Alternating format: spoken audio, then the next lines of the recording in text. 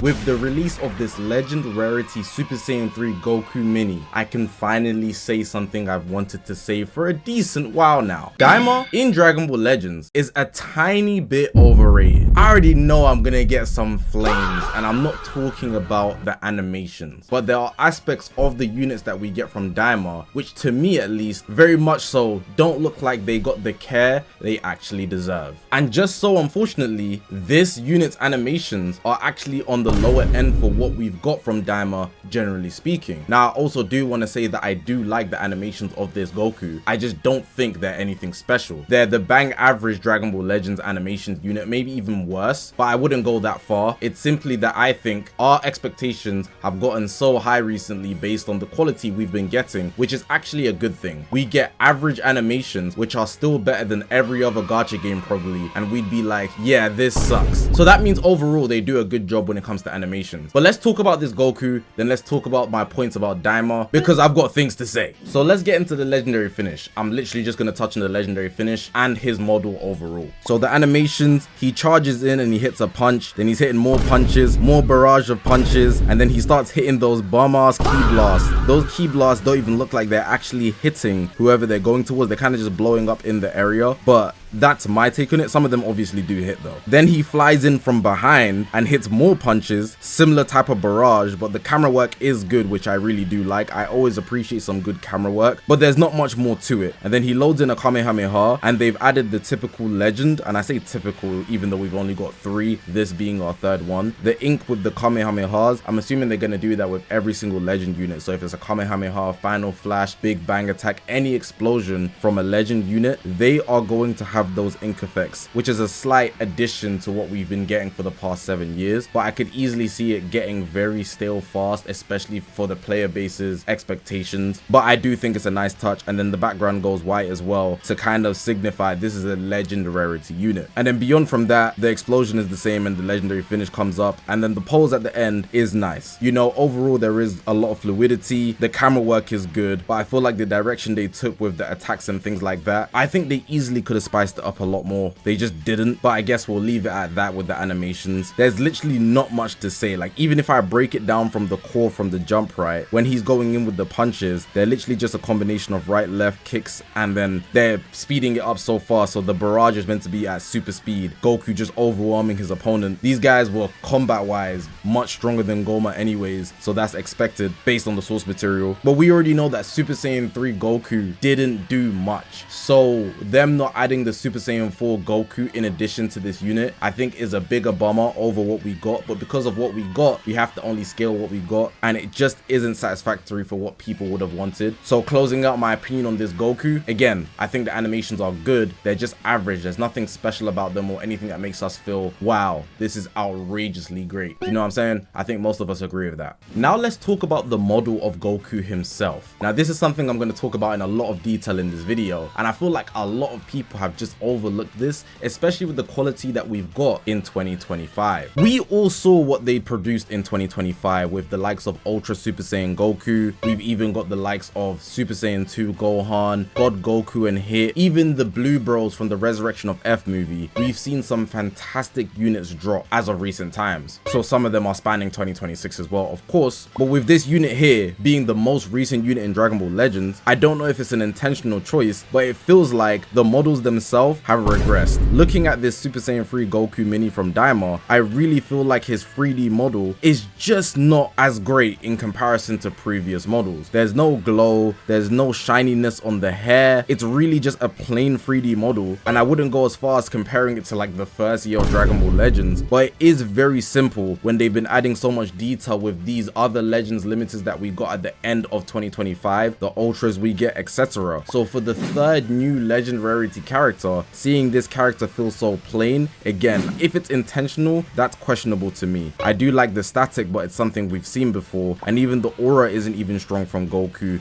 You know, the yellow Super Saiyan aura that they have around them, it doesn't feel strong, it doesn't feel fresh, it doesn't feel new, it doesn't feel high quality, and the model of the head doesn't feel good either. I do like the battle damage on his face, so you can see the scratches and whatnot. They are the mini versions of them, so I don't expect much. The battle damage on the clothes are good as well, but we've had that in numerous cases, so I expect them to do that. But now moving forward with all these new characters that we've got, I really don't like like that the hair just feels so bland. I can't really explain it in any other way. It's really just dry and bland, considering we've got so much good auras from characters in recent times. Ultra Super Saiyan Goku being the best case in my opinion from the 7th anniversary. So I think that aspect in itself is quite a shame. Let me know what you guys think about that. I think that really adds to the idea that the animations already not being good become worse when they haven't put more care with the model, but that's only in comparison to the other models we've got in recent times, which is why I heavily feel like this. Now we gotta talk about some of the other DAIMA characters, because looking into them, I felt like this for a lot of them for a while, starting with Legends Limited Super Saiyan 4 Goku from DAIMA. Now he's in Super Saiyan 4, so I have a different approach to it. The transformation itself, I don't expect it to have the same glow as the Super Saiyan transformations 1, 2, and 3, because the basis of its form is red. And obviously this was released earlier in the year in 2025, so I'm not holding it to the same standard as what I'm talking about recently, so Super Saiyan 3 Goku Mini and anything that released in 2026 or late 2025. But it's very apparent if you look at his hair, it feels very stiff and bland. Again, the animations are phenomenal. I'm not here to talk about the animation per se, but the models themselves, I really feel like they didn't put a lot of effort, or they didn't have the time to do so. My personal theory is that because they were putting together the DAIMA episodes week by week,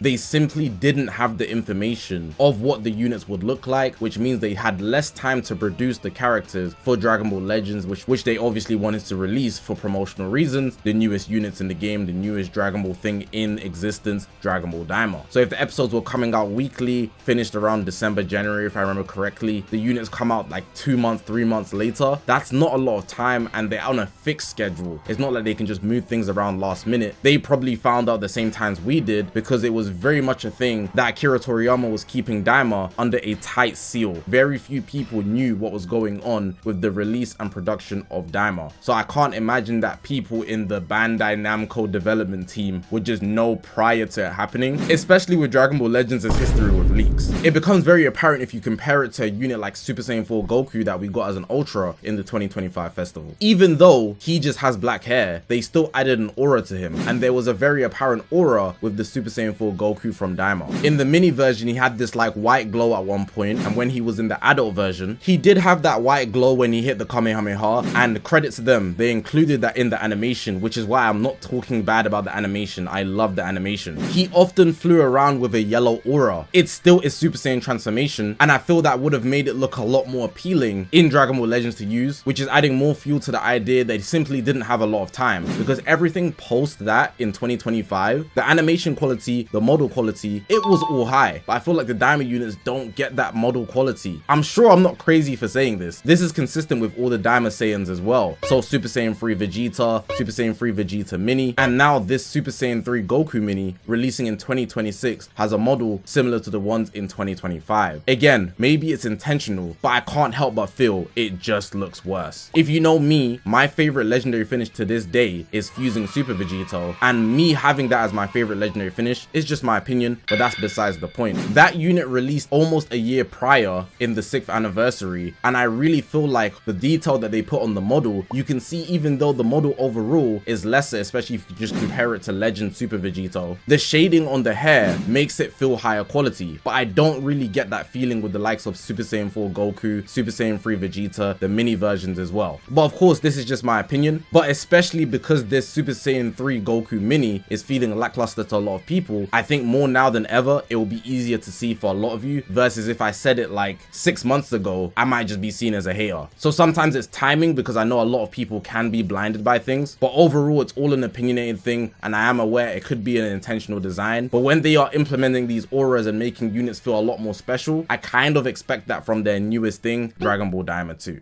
I think I should just add this segment just so people aren't confused. DAIMA in 2025, literally insanity. He was dead, bro.